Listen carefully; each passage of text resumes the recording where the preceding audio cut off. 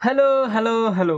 Welcome back to my class 12 journey day 41। और आज हम लोग देखेंगे इकोनॉमिक्स का चैप्टर थ्योरी ऑफ डिमांड का पूरा कॉन्सेप्ट और समझेंगे कि ये क्या होता है और ये कैसे काम करते हैं।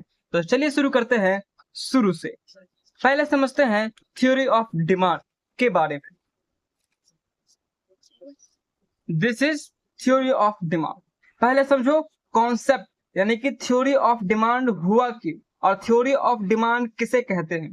देखो, थ्योरी ऑफ डिमांड उसे कहते हैं या फिर डिमांड उसे कहते हैं जो किसी व्यक्ति का क्वांटिटी या फिर प्राइस को टेबल फॉर्म में या फिर ग्राफ के फॉर्म में या फिर दोनों को मिलाकर मार्केट के रिप्रेजेंट के फॉर्म में मिलाकर लाया गया हो और उसे पब्लिकली लाइव दिया गया हो तो उसे हम कहते हैं डिमांड। यानी कि वैसा डिमांड का शेड्यूल जो हम पब्लिकली लाइव कर चुके हो उसको हम डिमांड कह सकते हैं। डिमांड का पहला टॉपिक होगा हमारा डिमांड शेड्यूल। डिमांड शेड्यूल किसे कहते हैं? तो डिमांड शेड्यूल उसे कहते हैं जो किसी मार्केट में या फिर किसी व्यक्ति को एक प्राइस या फिर क्वांटिटी के बेस पर उसका टेबल फॉर्मेट निकालना और उसको ऐड कर कर उसका मार्केट फॉर्मेट भी निकलवाना, ये हो जाएगा हमारा डिमांड शेड्यूल। ये दो प्रकार के होते हैं, पहला इंडिविजुअल डिमांड शेड्यूल, दूसरा market demand schedule. Individual demand schedule किसे कहते हैं? तो इंडिविजुअल डिमांड शेड्यूल उसे कहेंगे जो किसी एक व्यक्ति का प्राइस और क्वांटिटी को टेबल फॉर्म में रिप्रेजेंट करता हो। और दूसरा मार्केट डिमांड शेड्यूल किसे कहेंगे? तो मार्केट डिमांड शेड्यूल उसे कहेंगे जो मार्केट के पूरे फॉर्म का या फिर जितने भी बाजार है, जितने भी बाजार में व्यक्ति हैं, उसका क्वांटिटी और उसका प्राइस को दोनों को जोड़कर जो टेबल फॉर्म में रिप्रेजेंट करेंगे हम उसको कहेंगे मार्केट डिमांड शेड्यूल। यानी कि तुमने समझा डिमांड किसे कहते हैं, डिमांड शेड्यूल किसे कहते हैं। डिमांड शेड्यूल कितने प्रकार के? दो प्रकार के, इंडिविजुअल डिमांड शेड्यूल और मार्केट डिमांड शेड्यूल। ओके, अब देखो ये कि डिमांड कर्व क्या होता है। Demand curve individual demand schedule और मार्केट डिमांड शेड्यूल और डिमांड शेड्यूल का ही एक रूप है।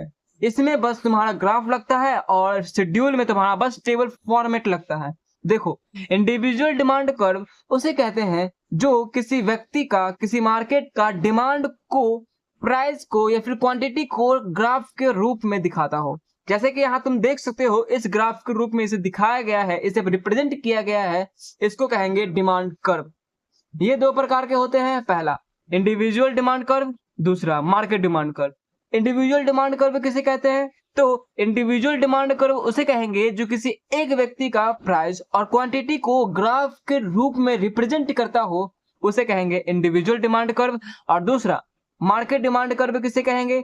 तो मार्केट डिमांड कर्व उसे कहेंगे जो पूरे मार्केट के पूरे व्यक्तियों को जोड़कर ग्राफ के रूप में रिप्रेजेंट करवाना ही मार्केट डिमांड कर्व कहलाता है। अब अगला टॉपिक है डिमांड फंक्शन और डिटरमिनेंट ऑफ डिमांड।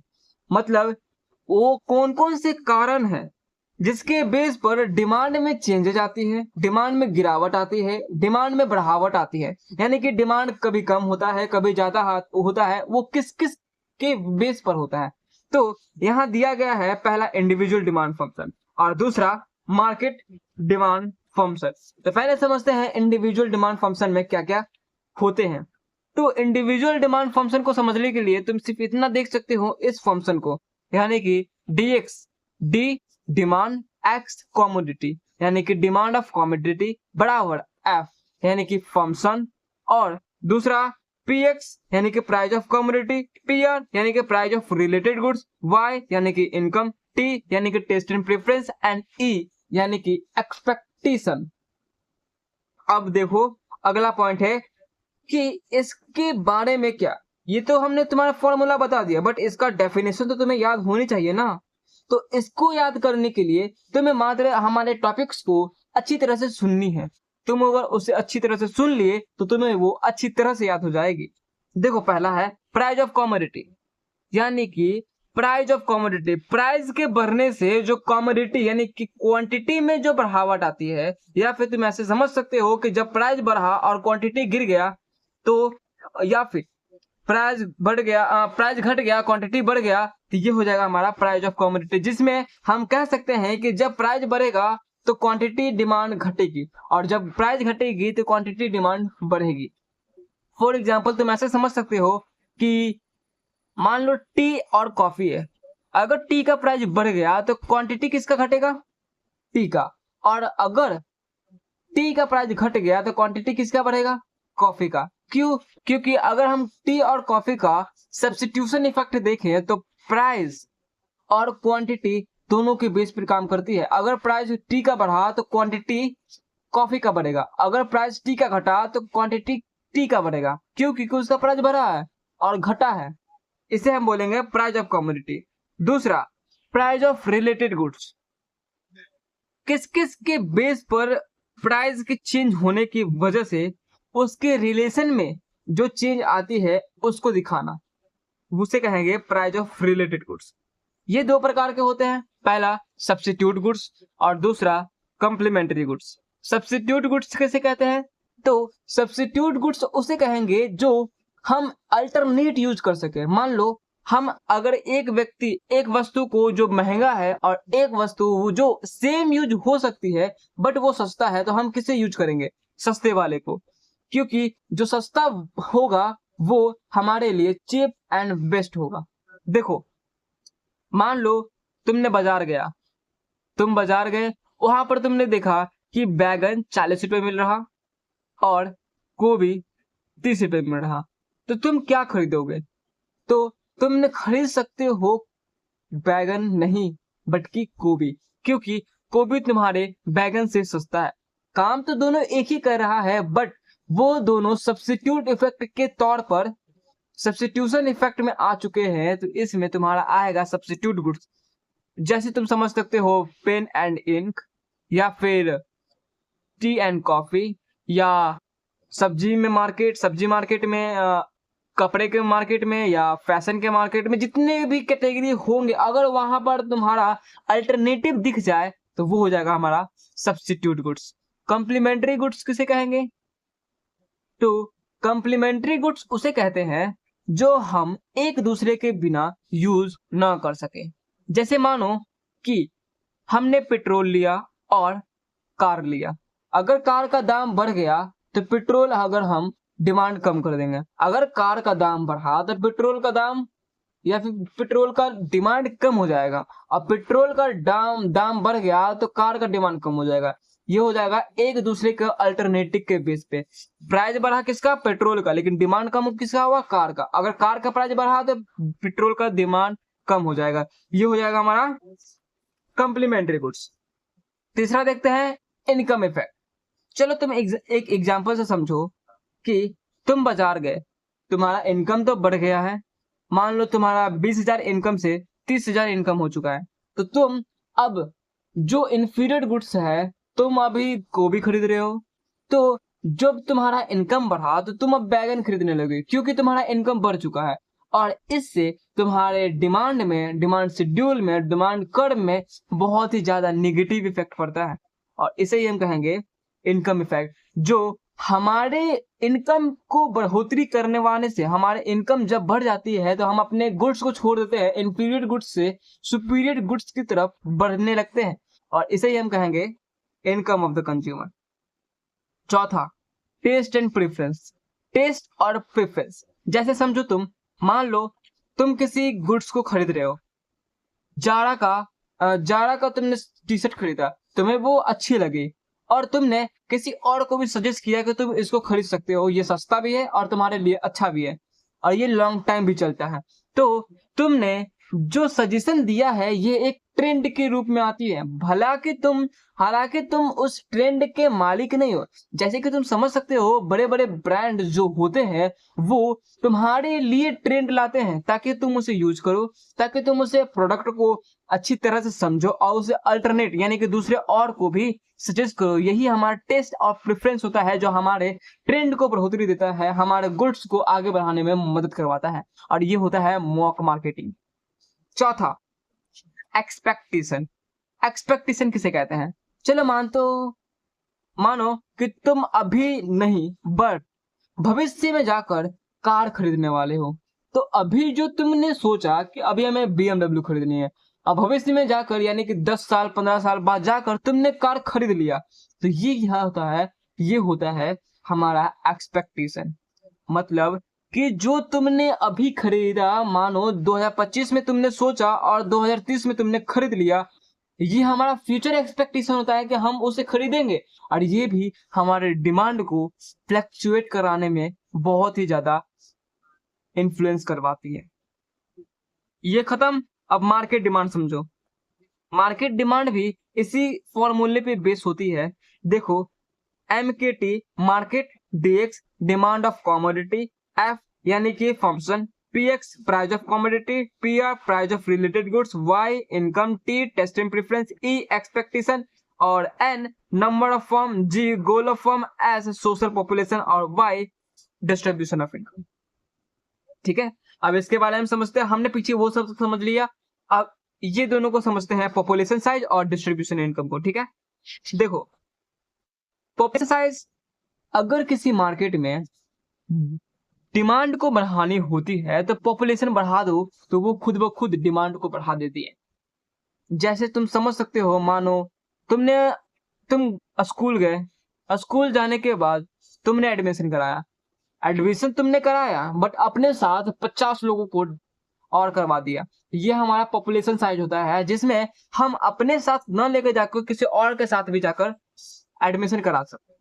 ये हमारा population size. Distribution of income, एक सोसाइटी में कई सारे लोग होते हैं और उन कई सारे लोगों में कई सारे इनकम इफेक्ट होते हैं। एक व्यक्ति का एक तरह का इनकम कभी नहीं होता, तो हर व्यक्ति का अगर सेम इनकम हो जाए, सेम इनकम अर्न हो जाए, तो वो हमारा डिस्ट्रीब्यूशन ऑफ इनकम कहलाएगा। और अब देखते हैं लॉ ऑफ डिमांड। ऐसे कौन कौन से फैक्टर हैं जहां पर लॉ काम नहीं करते हैं। तो पहला हम समझते हैं कि लॉ ऑफ डिमांड किसे कहते हैं। लॉ ऑफ डिमांड हम उसे कहेंगे जहां पर हम क्वांटिटी डिमांड और कमोडिटी यो प्राइस के रिलेशनशिप को दिखाते हैं, उसे हम लॉ ऑफ डिमांड कहेंगे। और ये एक इनवर्स रिलेशनशिप शो करता है। इसके बारे में तुम ऐसे समझ सकती हो कि इसमें होता है assumption of law of demand. देखो, इसका अजम्पशन है कि hold goods other things remain same.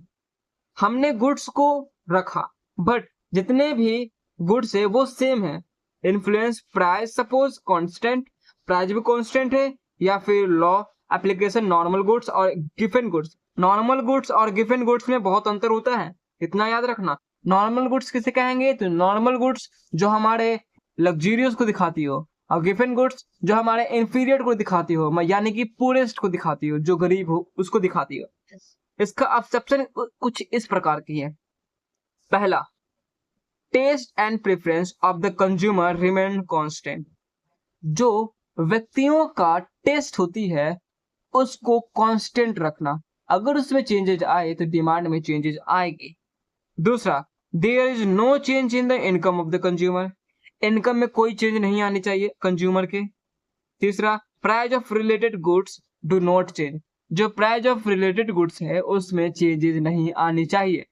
पांचवा, consumer don't expect on future price increases, यानी कि फ्यूचर में अगर उसका प्राइस बढ़ने वाला हो तो वो कंज्यूमर एक्सपेक्ट नहीं करता है, वो नहीं सोचता है कि ये हमें चाहिए फ्यूचर में इसकी इंक्रीजिंग हो, इस प्रोडक्ट के दाम बढ़े। और इतना हमने देखा अब्जर्प्शन ऑफ लॉ ऑफ डिमांड पर। अब देखते हैं why does demand curve downward sloping. क्यों डिमांड कर्व नीचे की ओर जाती है, क्यों डिमांड हमेशा नीचे की ओर जाती है और किन किन वजहों से जाती है, इसकी बेस पे देखो। पहले हम समझते हैं law of diminishing marginal utility. तो देखो, law of diminishing marginal utility उसे कहते हैं जो हमारे सेटिस्फेक्शन लेवल को दिखाती है। फॉर एग्जाम्पल, तुम मानो तुम बाजार गए, वहां पर तुमने या फिर रोल खाया, तुमने 40 रुपये दिया, और 40 रुपया दिया तो तुम्हें लगता है कि हमें 40 रुपए के हिसाब से उसका सेटिस्फेक्शन लेवल मिलना चाहिए। तो अगर उसने जो तुमने पैसा दिया और उसने जो प्रोडक्ट तुम्हें दिया, तो क्या उस वैल्यू पर तुम्हें उस प्रोडक्ट को दिया है या नहीं, इसे देखना। और अगर दिया है और अगर तुम सेटिस्फाई हो चुके हो, तो इसे हम कहेंगे law of diminishing marginal utility. मतलब जितना तुमने पैसा दिया उसका मैक्सिमम आउटपुट सेटिस्फेक्शन तुम्हें दिया, बस यही है law of diminishing marginal utility. अब देखो इनकम इफेक्ट। हमारे व्यक्तिगत जिंदगियों में इनकम की इफेक्ट भी बहुत ही ज्यादा बढ़ती रहती है। जो व्यक्ति है उसका इनकम बढ़ा या फिर घटा, अगर उसकी इनकम बढ़ गई तो वो हमारे डिमांड के कर्व में बहुत ही ज्यादा इफेक्ट करेगी, और इसे हम कहेंगे इनकम इफेक्ट। तीसरा, सब्स्टिट्यूशन इफेक्ट। अगर कोई गुड्स हमारे गुड्स के अल्टरनेट हो, हम जो गुड्स यूज कर रहे हैं उसका कॉपी पेस्ट भी कोई और गुड्स हो और उसको उसका दाम कम कर दिया जाए, यानी कि हम जो गुड्स यूज कर रहे हैं और उसी गुड्स का दाम सेम गुड्स अलग हो और उस गुड्स का दाम कम हो, इसको हम बोल सकते हैं कि ये एक सब्स्टिट्यूशन इफेक्ट दिलवा सकता है। और चौथा, साइज ऑफ कंज्यूमर ग्रुप, यानी कि हम और हमारे मार्केट में कौन कौन से लोग हैं जो हमारे गुड्स को खरीद रहे हैं और कितने लोग खरीद रहे हैं, ये हमारे ऊपर डिपेंड करता है। और पांचवा, डिफरेंट यूजेज। हम एक गुड्स को कितने रूप में यूज कर सकते हैं। फॉर एग्जाम्पल, मानो हम मैंगो को अचार बना सकते हैं, उसका सब्जी बना सकते हैं, उसका चटनी बना सकते हैं, यानी कि हम एक ही गुड्स को किन किन वेरियस फैक्टर पे यूज कर रहे हैं, किन किन चीजों पर यूज कर रहे हैं, ये हमारा कहलाएगा क्या, तो डिफरेंट यूजेस। इतना खत्म। अब देखते हैं expectation of law of demand, यानी कि exception of law of demand. कहां कहां लॉ ऑफ डिमांड काम नहीं करता है। तो पहला है आर्टिकल ऑफ डिस्ट्रीब्यूशन, यानी कि वेवलेंट गुड्स। इसे हम बोल सकते हैं नॉर्मल गुड्स या फिर लग्जरियस गुड्स। ओके, वैसे इसका नाम वेवलेंट नहीं इसका डिस्कवर किया, तो इसका नाम वेवलेंट गुड्स ही अधिकतर बोला जाता है। तो वेवलेंट गुड्स किसे कहते हैं, तो वेवलेंट गुड्स उसे कहेंगे जो हमारे रिचनेस को दिखाती हो, जो हमारे स्टेटस को दिखाता हो। For example gold, silver, diamond and for over this, ये हमारे होंगे वेवलेंट गुड्स। दूसरा, इग्नोरेंस यानी कि जब हमारा इनकम बढ़ता है तो हम इंफीरियर गुड्स को छोड़कर सुपीरियर गुड्स की तरफ भागते हैं। मतलब मानो अभी हम पंखे चला रहे हैं और हमारा अगर इनकम बढ़ गया तो हम एसी के ऊपर शिफ्ट हो जाते हैं, यह हमारा कहलाएगा इग्नोरेंस। इंफीरियर को छोड़कर सुपीरियर की तरफ बढ़ जाना। और तीसरा, गिवन गुड्स, यानी कि वो गुड्स जो हमारे इनकम का मोर देन पार्ट कंज्यूम कर ले, मोर देन सेविंग पार्ट्स को भी कंज्यूम कर ले, और ये हमारे इंफीरियर गुड्स के मुताबिक, सुपीरियर गुड्स के मुताबिक इंफीरियर गुड्स सस्ता हो। अब छठा है change in quantity demand and change in demand, यानी क्वांटिटी डिमांड और increase in decrease of demand, इसके बारे में समझेंगे। ठीक है, तो पहले समझो change in quantity demand and change in demand किसे कहते हैं। यहां पर दिया गया है इसका operation and graph. Change in quantity demand किसे कहेंगे, तो जिसमें डिमांड में कोई चेंज ना आए बट प्राइस में चेंज आए, ये हमारा चेंज इन क्वांटिटी डिमांड होगा। और जब हमारा डिमांड में चेंज आए और प्राइस में कोई चेंज ना आए, तो ये हमारा चेंज इन डिमांड में होगा। ये हमारे दो प्रकार के होते हैं, extension of demand and contraction of demand.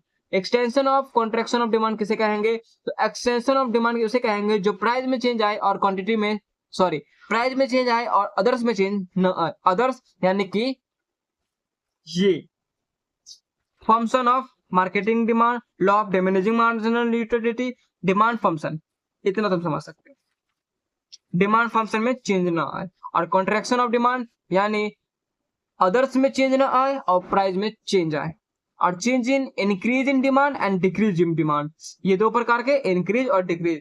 Increase in demand ये ऊपर की तरफ शिफ्ट होता है और डिक्रीज इन डिमांड ये नीचे की ओर शिफ्ट होता है, और ये हमारे प्राइस के ऊपर फैक्टर होते हैं, हमारे प्राइस के ऊपर फैक्ट रेट होते हैं। इंक्रीज इन डिमांड का कॉजेज देखते हैं। इंक्रीज ऑफ डिमांड का कॉजेज है when income of the consumer increase, consumer का इनकम बढ़ जाना। दूसरा, when price of the substitute goods increase, substitute goods का प्राइस बढ़ जाना। तीसरा, when price of complementary goods fall, complementary goods का प्राइस गिर जाना। और चौथा, taste and consumer shift favourable commodity to change in fashion and selection, यानी कि कंज्यूमर शिफ्ट हो जाता है अपने फेवरेट गुड्स की तरफ जो उसका फेवरेट। और पांचवा, when price of commodity in expected to increase in the near future, price of commodity है उसका फ्यूचर में अगर प्राइस बढ़ गया तो। और छठा, increase in number of consumer, number of consumer बढ़ जाना। और सातवां, when the income of the consumer expected to increase in near future, income of consumer, consumer का इनकम फ्यूचर में जाकर बढ़ जाना। ये होता है हमारा causes of increase in demand का। डिक्रीज इन डिमांड का कॉजेस देखते हैं, तो डिक्रीज इन डिमांड का कॉजेस है when income of consumer fall, consumer का इनकम गिर जाना। When price of substitute goods decrease, substitute goods का प्राइस गिर जाना।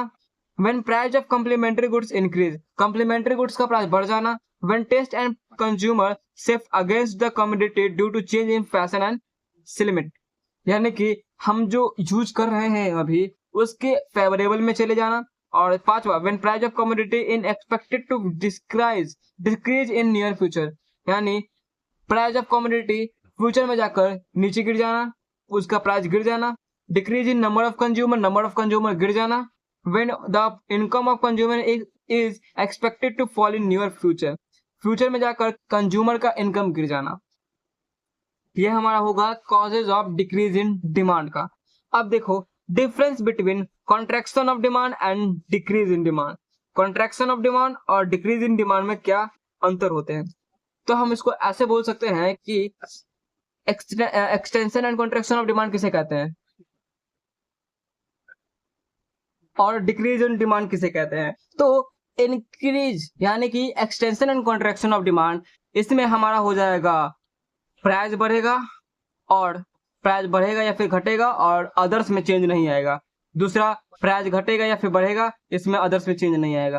तो मैं ऐसे सिंपल वर्ड में समझ सकते हो कि extension and contraction of demand और increase and decrease of demand में क्या अंतर होते हैं। तो extension and contraction of demand में पहला, प्राइस बढ़ेगा और अदर्स में कोई चेंज नहीं आएगा। दूसरा, इसका इंफीरियर गुड्स होगा, यानी कि ये इसके जो लोग होंगे वो इंफीरियर होंगे। तीसरा, इसमें मूवमेंट अराउंड विच डिमांड कब होगा। और चौथा, इसमें तुम्हारा होगा शिफ्टिंग कर्व, ये होगा हमारा increase and decrease of demand में।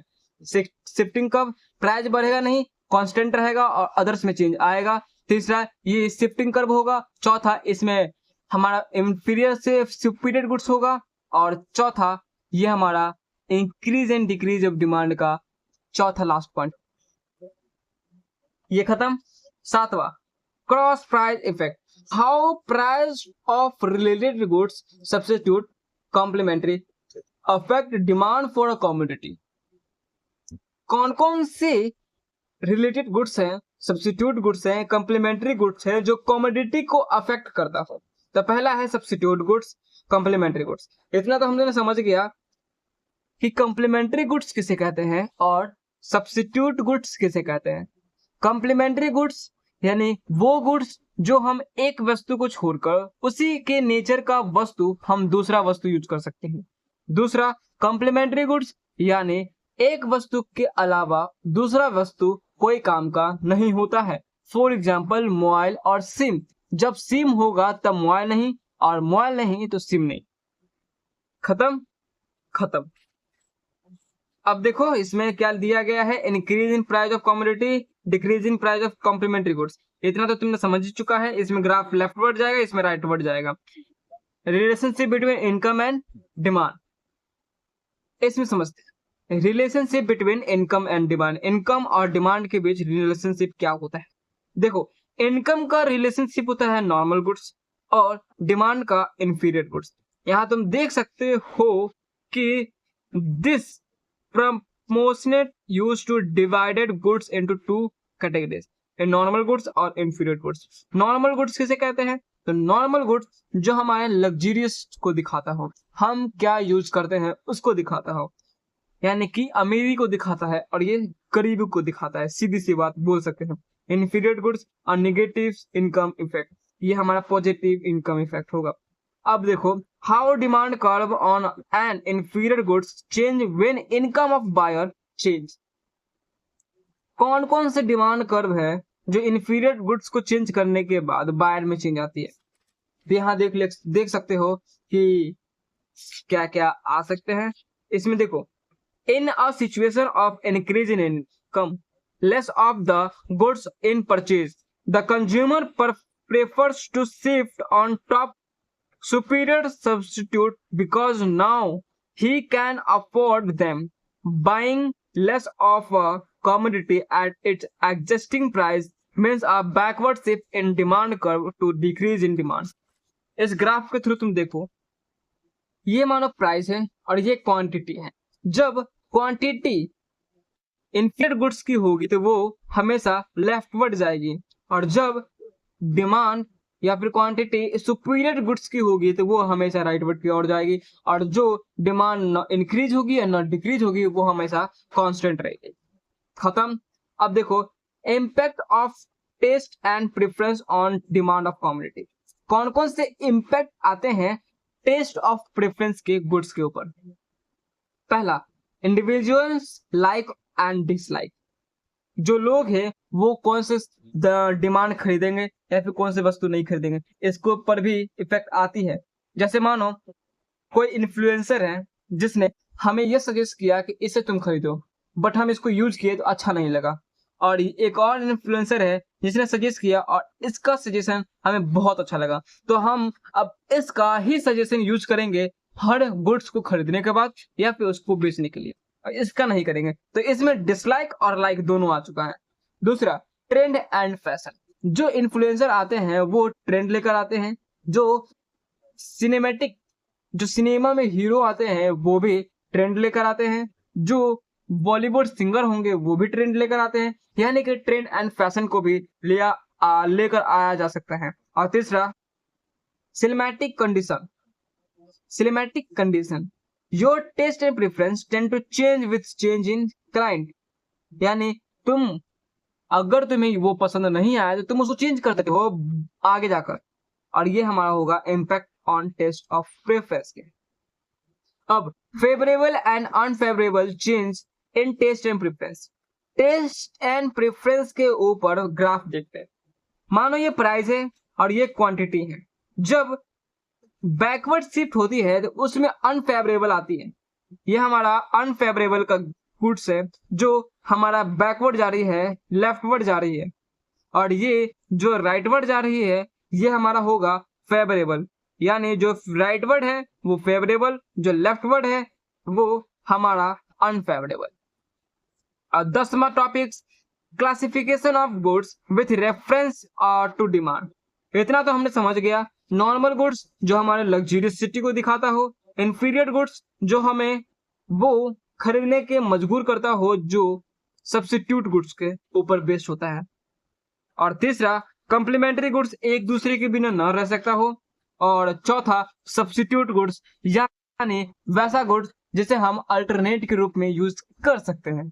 तो गाइस, आज हमने यहाँ तक देखा, और हमने क्या क्या देखा? तो पहले हमने देखा quantity demand, individual demand schedule, market demand schedule, individual demand curve, market demand curve, law of demand, why does demand curve downward sloping, extension to law of demand, movement along with the demand, shifting of the demand, and normal goods, inferior goods, given goods, income effect और substitute effect। इतना हमने इस topic को cover किया, और इसमें हमने ये भी देखा कि प्राइस इफेक्ट और क्रॉस प्राइस इफेक्ट क्या होता है, और अगला देखेंगे कि इसके क्वेश्चन और इसके क्वेश्चन के आंसर्स क्या होंगे, इन सब का क्या आंसर्स होंगे। तब तक के लिए धन्यवाद, गुड बाय, एंड मिलते हैं अगले क्लास में चैप्टर 6 इलास्टिसिटी ऑफ डिमांड के ऊपर।